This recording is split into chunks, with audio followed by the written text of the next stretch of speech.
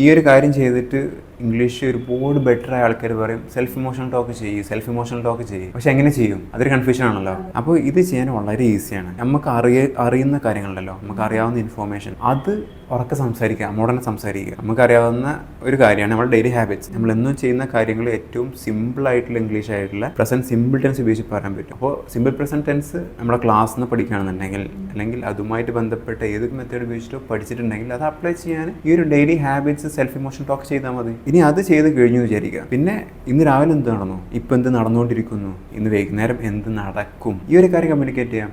അവിടെ ടെൻസും കാലങ്ങളൊക്കെ കമ്മ്യൂണിക്കേറ്റ് ചെയ്യാൻ പറ്റും. ഇനി അതും കഴിഞ്ഞാൽ ഇന്ന് എന്ത് നടക്കുന്നു, നാളെ എന്ത് നടക്കും, ഇത് കമ്മ്യൂണിക്കേറ്റ് ചെയ്യാം. അതും കഴിഞ്ഞാൽ എന്ത് കമ്മ്യൂണിക്കേറ്റ് ചെയ്യാം? നമുക്ക് നമ്മളുടെ ഒരു പേഴ്സണൽ എക്സ്പീരിയൻസ് ഷെയർ ചെയ്യാൻ പറ്റും.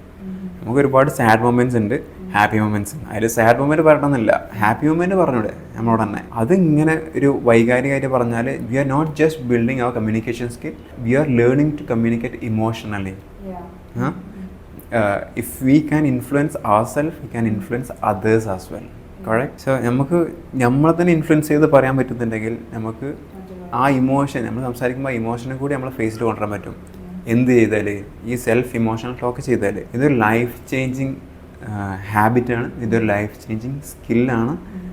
എന്തിന്? നമ്മളെ കമ്മ്യൂണിക്കേഷൻ ബെറ്റർ ആക്കാൻ. ഓക്കെ, ഇതെല്ലാം ചെയ്യണമെന്നുണ്ടെങ്കിൽ എന്ത് വേണം? നമ്മൾ സീരിയസ് ആവണം. നമുക്ക് നമ്മളെ ലാംഗ്വേജ് ഇമ്പ്രൂവ് ചെയ്യണമെന്ന് അത്രയും ആഗ്രഹം വേണം.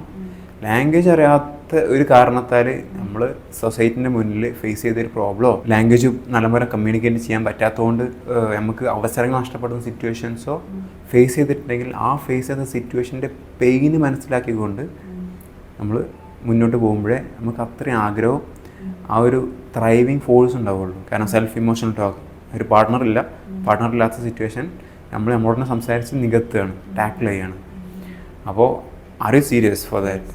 Are you serious about your communication? Yes, of course. So if you're serious, you can definitely try this. It's a game-changing skill. It is a game-changing habit.